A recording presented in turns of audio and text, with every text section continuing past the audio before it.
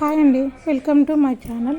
ఇక్కడ నేను చూపిస్తున్న రెసిపీ వచ్చేసి రాగి సంగటి అండి.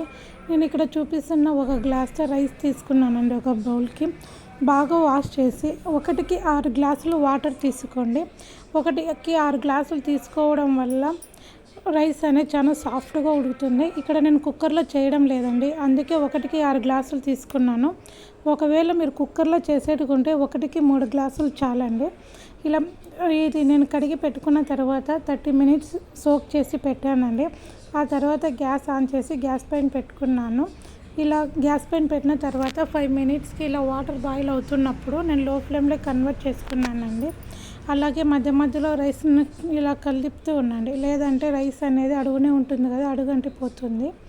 ఇలా కలిపడం వల్ల ఈక్వల్గా బాయిల్ అవుతుంది. ఇలా వాటర్ మనం లో ఫ్లేమ్లో పెట్టిన తర్వాత గ్యాస్ ఇలా వాటర్ కన్సిస్టెంట్ తగ్గుతూ ఉన్నప్పుడు మీరు ఏ గ్లాస్తో అయితే రైస్ తీసుకున్నారో దాంతో 1/2 గ్లాస్ రాగి పిండి వేసి 2 మినిట్స్ లిడ్ క్లోజ్ చేసి అలాగే బాయిల్ అవ్వనివ్వండి. తర్వాత గ్యాస్ ఆఫ్ చేసి నీట్గా ఇలా మనము టెడ్డు కట్ట తీసుకొని ఎనుపుకోవడమే అండి. ఇలా ఎనుపుకున్న తర్వాత ప్లేట్కి వాటర్తో వాష్ చేసుకొని చేతి తేమ చేసుకొని ముద్దలు చేసుకోవడమే అండి. ఈ సంగటి అనేది చాలా బాగుంటుందండి. ఇలా కర్రీస్లలోనే తినచ్చు, లేదంటే పెరుగు వేసుకొని కూడా మనము అంబలిలాగా తాగొచ్చండి. చాలా టేస్టీగా ఉంటుంది.